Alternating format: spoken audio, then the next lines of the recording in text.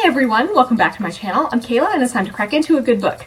So today's video is going to be my favorite mystery, thrillers, and horror books that I read in 2020. So I'll start with the mysteries and thrillers first and then we can jump into horror. So the first book I will talk about today is Bitter Falls by Rachel Caine. So this is the fourth book in the Stillhouse Lake series, which is an adult thriller series that I really enjoy. So the premise of the first book is like, you learn very quickly that Gwen is married to a serial killer, and she is obviously not happy about this, but everybody kind of thinks that she has been involved in all of these killings, but even though she hasn't. And so a lot of people are just like super awful to her and her children online, and just like they send harassing things because they think that, you know, she helped her husband kill all these people. So in this particular book, Gwen is hired to investigate the disappearance of this college student, and basically along the way she finds a cult and has to deal with them. I think this is really such a great series. There's kind of these ongoing issues still of their family background and continuing problems with people harassing them and just hating them in general. It's just been so interesting. Like, obviously this is a really hard situation to deal with, and I think Gwen tries to handle it as best she can and protect her children, but some of these threats are definitely kind of major. It's such an intense book, and I have really no clue how she keeps coming up with these really intense, awesome plots. You know, I feel bad for the kids, again, with these like past experiences. That's kind of traumatic. These later books, we get to see more of their experiences a bit more, and just like how this past really affects them and their interactions with other kids their age. I think this cult aspect in particular was great. Like, I always enjoy a good cult story. And I also just really like Gwen in general. I think she is a strong female character. She's obviously trying to be really protective of her children and do what's best for them. I think she's also kind of finally like taking charge and like figuring out what she wants to do, and like is taking a more proactive role and like actually investigating things. So it's been really great. I really enjoyed the series, and the next one actually comes out this week, so I can't wait to get to that. The next book I'll talk about is Alone in the Wild by Kelley Armstrong. This is the fifth book in the Rockton series. The premise generally of this series is like there's this isolated town in the Yukon, and people can pay to get into it if they're trying to escape like crimes or just generally like trying to get away from terrible situations. Our main character, Casey, who's an investigator, finds a dead woman buried in the snow along with a baby who is actually still alive. So she's trying to figure out how this woman died, you know, and just like who killed her, and also just who does this baby belong to. So this was just so great. Like, I have really enjoyed the series as a whole. I've talked about it multiple times on my channel. In comparison to the other series, this one is less murdery, but there's still a murder investigation to be solved. So that's, you know, really fun. I think this book really allowed us to kind of explore some deeper topics. I continue to love both Casey and Dalton, as well as Storm, their Newfoundland puppy. You know, I think it's just been really great to see them kind of grow together and have, you know, some tough or deeper conversations. I think it's just so atmospheric. It's like perfect to read in the winter. These books usually come out around February, so it's just like, you know, like a really snowy, sort of isolated feel to them, and it's just so much fun. I really like both Casey and Dalton, like I, you know, just kind of mentioned there.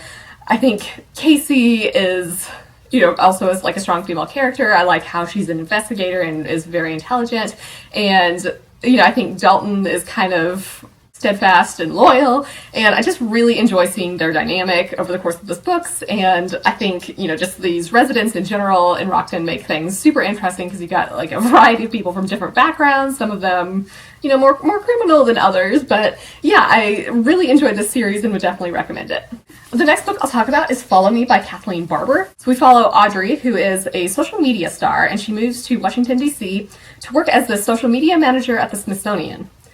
She kind of gets like this sketchy apartment with, you know, locks that have some issues, and she only really knows her ex-boyfriend and a former friend in DC. Someone is obsessively following her, so we'll just leave it at that. But this was super creepy, in particular with this social media aspect. It's kind of like exploring like how much is too much sharing, and I think this just generally was a really terrifying idea. It kept me guessing. I basically was suspecting all of the guys in this book. So I was like, I'm not really sure who it is. It could be anybody.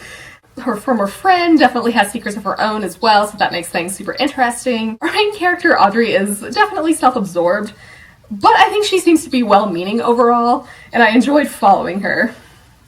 And, you know, like I mentioned with just like kind of suspecting all of the guys, there's some very creepy fellows in this book. I think, you know, this was really readable, and I just flew through it. I just had such a great time with this book, and, you know, if you're also interested in kind of exploring like a darker take on social media and just having like a really fast-paced thriller, I would definitely suggest picking this up. The next book I'll talk about is A Good Girl's Guide to Murder by Holly Jackson. So this is a YA thriller, and we follow Pippa, or Pip, as she investigates the murder of this high school student and the suicide of her boyfriend that happened about 5 years prior. And she does this as a senior capstone project. So she basically like is trying to get this case reopened and kind of discovers some secrets that prove that the suspected culprit didn't actually do it. So this was just so much fun. This was exactly what I wanted. It, you know, kind of gave me these Riverdale vibes, which like I really enjoyed that show. It's just like darker teen investigations and things like that, which I really enjoy. It's really fast paced, and it does use some mixed media elements, which I absolutely love. I thought the main character, Pip, was just fantastic. I found her to be really relatable to my high school self. I definitely didn't anticipate what ended up happening here. There are obviously a lot of secrets to be uncovered. I felt worried for our main character, Pip, at times. And like, I just really enjoyed her investigation. And I actually just bought the second book because it just came out here in the US, and I'm just like dying to get into it. I can't wait to see how this continues. The next book I'll talk about is One by One by Ruth Ware. And this is like a bit of a closed circle or isolated murder mystery type vibe. Our characters are snowed in at this mountain chalet, and they're doing this like company retreat, so they're the only ones there, plus like a couple of staff members. So there's an avalanche that happens, and our characters start asking whether everybody is actually trustworthy when things start to go wrong. This was just so much fun. This is definitely my favorite Ruth Ware book that I've read so far. I think it's super atmospheric. It definitely feels cold and snowed in. It's dark. You know, it's like definitely this isolated vibe, which I really love. I just, as a skier myself, you know, like I really enjoy this type of setting because of like, you know, mountains. There's also skiing involved here, so I really love that aspect as well. We do follow 2 points of view here. One of them is a staff member here, and I thought she was just so great. I thought she was super nice and very relatable. I did prefer her sections a little bit to Liz's sections, but I think both of them were really great because it allows us to fully grasp the situation and kind of get like multiple sides of view here, which was just super fun. There's also like, this company is a social media company. It is like involves like snooping on music taste of people you follow. So it was really fun to watch just like the snoops at the beginning of each of the chapters, because you can definitely like get a sense of how things are changing as the book progresses. But yeah, so I think this was really fast paced. I really needed to keep reading. The next book I'll talk about is The Solitude of Wolverines by Alice Henderson. So this is kind of like a mystery/survival story. And we follow Alex, who's a wildlife biologist, and she's sent to Montana for a job studying wolverines in this wildlife sanctuary. People are less than welcoming, and one day she sees footage of a severely injured man in the woods. The law enforcement is kind of like dismissive of this, and Alex ends up realizing that she's in fact the one being hunted. So this was just so great, and it's definitely like the start of a series that I really want to keep following. You know, I think some of the elements that we get here are starting to build up to future books. I think it was fast-paced overall, and I was really drawn into the story. There's, I guess, some like downtime where she's checking her traps for wolverines and kind of like settling in, but I thought these were just also fantastic. It gives us a lot of details, including some like sciencey moments, and I really liked those. I think the action scenes are really intense, especially the ending. There's some like crazy elements in this that I really didn't predict, so I liked that it kept me on my toes. I liked Alex as a main character quite a bit. I think at the beginning she ends up kind of like taking this job as she realizes her, you know, relationship isn't going anywhere, and she's like has some traumatic things that happen to her. But I liked seeing how she, like over the course of the book, realizes where her passion is and how she really needs to be true to herself. You know, she's definitely really intelligent and resourceful, so I just really enjoyed following her. I also really enjoyed how there's this narrative about how important conservation is. The next book I'll talk about is The Sunken Motel by Simone St. James. So We follow two timelines here, and this is in upstate New York. So in 1982, Viv works as a night clerk at this motel, but there's, definitely something off here. And then the second timeline in 2017 follows her niece as she goes to this town to find out what happened. So this was just super fantastic. I thought there were some, enjoyable, creepy moments. I really enjoyed the dual timelines here. It's fun to see what actually happened to Viv as Carly this niece, also investigates.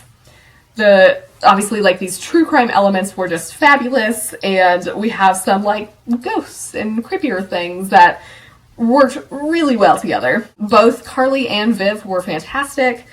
I think they both want to get out and live life.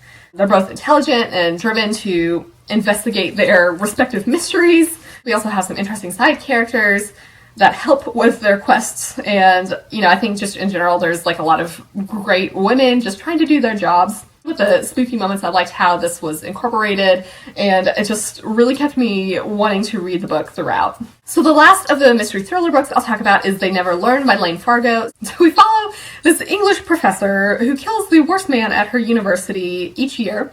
And so this year, she's prepping for her murder.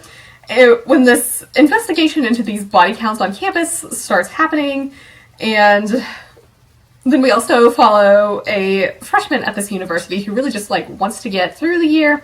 So she ends up forming this really intense friendship with her roommate who ends up being sexually assaulted at this party. So this was just this is definitely a dark tale, but it's so irresistible. I could not stop from reading this. It's super intense, but just so much fun. I did find myself rooting for the serial killer, which is an odd place to be in. I think there's also some really, fun, dark humor here that worked really, really well for me. There was, a really shocking moment that actually, caused me to physically shake my head, because I was just what just happened? Oh my god, I had, no clue that was happening at all. So that was just super fun to be surprised by that. Watching Carly, this freshman, develop over the course of the book is just great. She starts off being pretty withdrawn at the beginning, but I think she really comes into her own as the book progresses. Then Scarlett, on the other hand, who's this professor, is definitely very self-possessed. It's just a really dark, interesting take on, just taking justice into your own hands, and I really just had such a great time with this. So now we'll get into the horror books. So the first book I'll talk about here is Burn the Dark by S.I. Hunt. We follow a YouTube witch hunter as she returns home to seek revenge against this coven of witches who killed her mother. She, ends up getting help from a fun group of people. We also have this Red Lord who is a threat that's been around for most of her life. So I thought this was just really enjoyable. There's definitely some creepy moments here. The witches are definitely not nice at all. They, are rather alarming at times. Our main character, Robin, comes from an interesting background. Basically, people don't believe her and think that she's just making things up after her mother's death. I really enjoyed her quest to kill these witches. She's, badass. She has a mohawk. And I just, generally enjoyed this whole, YouTube connection. We have some really fantastic side characters, including Joel, who is this, sassy guy, and I just really enjoyed him. This Red Lord, this is pretty menacing and definitely an intriguing villain. The ending isn't quite a cliffhanger, but I found myself being oh my god, I just need to know how everything resolves. So I just thought this was such a great idea. So the next two books I'll talk about are The Twisted Ones and The Hollow Places by T. Kingfisher. So we'll start with The Twisted Ones first, but I wanted to kind of compare and contrast them. So The Twisted Ones follows Mouse, our main character, as she has to clean out her dead grandmother's house. Turns out, Grandma was a hoarder, so this is not an easy task. While doing this, she finds a journal of her step-grandfather's, and that seems to be some, crazy ramblings. But then it turns out she encounters things from this journal in the woods and has to deal with them. So, wow, oh my god. This was just so great. In general, and also with The Hollow Places, it's a really great blend of horror and humor. The humorous bits just worked so well for me. It's definitely what I find really funny. I thought Mouse in particular was highly entertaining. I actually found myself laughing out loud a few times. Despite this humor, there are some seriously creepy moments. I was so glad that I read this during the daytime. you know, there's particularly this one scene at this window, which I know is vague, but like, wow, that was just like so alarming. The fact that I live in North Carolina really helps me, and like, with this one in particular, you know, it's kind of in this house in the woods, and like, if you'll remember from my vlogs, like, Ivy's parents have a house in the woods, so I'm like so glad that I didn't read it while there, because there's no way I would have been able to sleep there. There's kind of this personal connection of this like North Carolina setting with both of these books. Mouse was just a really fantastic character. I already mentioned how funny she is, but I think she's also just really relatable. And she has a dog, Bongo, who is a really fun character. I'm just so glad that she had him around as a faithful companion. I think we had some great side characters here as well, in particular Foxy, who's just super fun and really quirky. So we'll briefly stop here and then jump into the Hollow Places. So again, this is a horror book that takes place in North Carolina, and we follow Kara, who helps her uncle at this glory to God museum of natural wonders, curiosities, and taxidermy. She ends up discovering this mysterious hole behind the drywall that leads to this new world, which is kind of this hub with portals to alternate realities. Obviously, this is full of danger. So again, we have a really great blend of horror and humor. So if I were to compare the two, I think the Hollow Places has a little bit more abstract horror than the Twisted ones. It's kind of just like larger scale horror. And I think, like, I mean, obviously I loved both of them. I think I slightly preferred the horror in the Twisted ones, but I think, you know, the ending of the Hollow Places was a little bit better for me. Like, again, obviously I still loved these and would highly recommend them. It just was a fantastic time for both of them overall. There's, again, some really genuinely creepy scenes in the Hollow Places. I really loved the museum and just, like, all the strange things that are in it. I think that, like, bad taxidermy is highly amusing, so I just really enjoyed the taxidermy elements in this book. I thought it was well paced and I just flew through it. Kara and her friend Simon were both fantastic. Kara is kind of going through this tough divorce, but I think she really comes into her own. Both of these characters were really likable, and I liked their friendship and support of each other. I just really love seeing everything unravel here, and again, like, I really enjoyed the ending of this. The next book I'll talk about is The Last Days of Jack Sparks by Jason Arnopp. Our main character, Jack Sparks, has been researching the occult for his new book, and basically, you know, he ends up mocking this exorcism of a girl on Twitter, and this causes, like, an entire Twitter storm, and there's, like, this video that's mysteriously posted on his YouTube account that he didn't make. This is basically following, you know, Jack Sparks as he died while writing this book. So this is kind of like behind the scenes of what really happened, and it was just so much fun. Jack is not the most likable character, but I don't think we're intended to like him, and it just was really fun following him throughout this. The writing is really clever, it's funny, engaging, there's some great sarcasm here. I think the ending was just so strong. The author does a really great job of kind of placing some little tidbits and clues throughout the book. I think it's really fun to watch Jack do his research because, you know, he's definitely a skeptic and is like, there's no way any of this is real. So I think that's just like a fun perspective to have.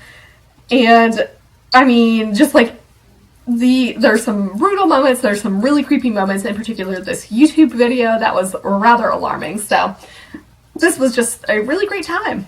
The next book I'll talk about is Bird Box by Josh Malerman. So there's something out there that, when seen, causes people to kill others and then themselves.